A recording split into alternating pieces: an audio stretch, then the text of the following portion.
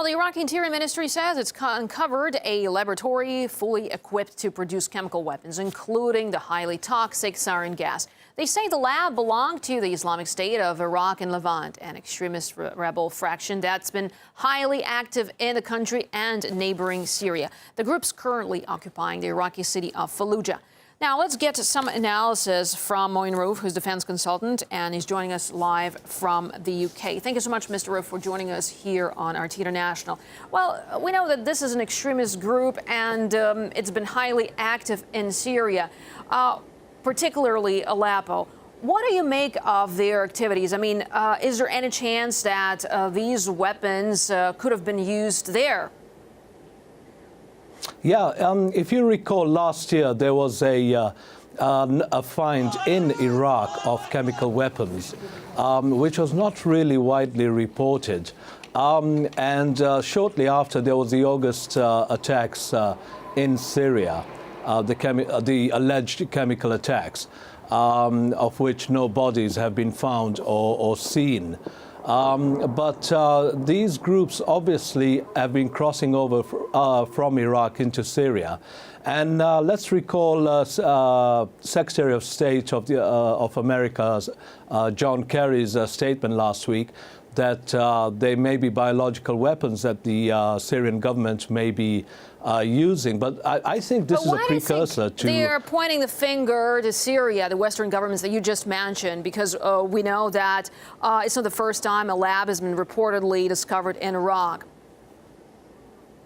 Exactly. That's the point, isn't it?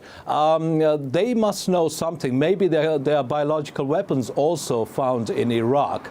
And again, this is a false flag operation that they want to blame the Syrian government for.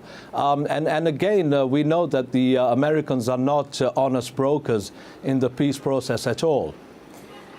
Well, we know that the recent chemical attacks in Syria are still under the investigation, but how could this discovery shed a different light on them? Well, it's obvious. There's the proof, if it was ever needed, that these chemical and probably, if there are any biological weapons, are being brought in across the border and sponsored by the Saudi Arabian Wahhabis and financed perhaps. Or most probably, I would say. So there is obvious proof that the Assad government has not carried out any crimes against its own people, but it's actually the Saudi Arabian Wahhabi-sponsored terrorists that do this. Well, you know, speaking of these labs that have been reportedly found in Iraq and elsewhere in the region, who could be behind these labs? Who's organizing it all, in your opinion?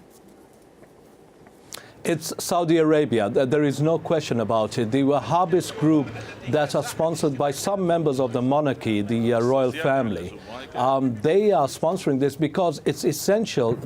It's crucial for them to topple Assad. They can't allow him to stay on in power, because then there would be some backlash in the future if they allowed him to stay on, because they've already stated that they want to topple him, and of course Iran could be next. So I definitely say Saudi Arabia and the Wahhabist movement there.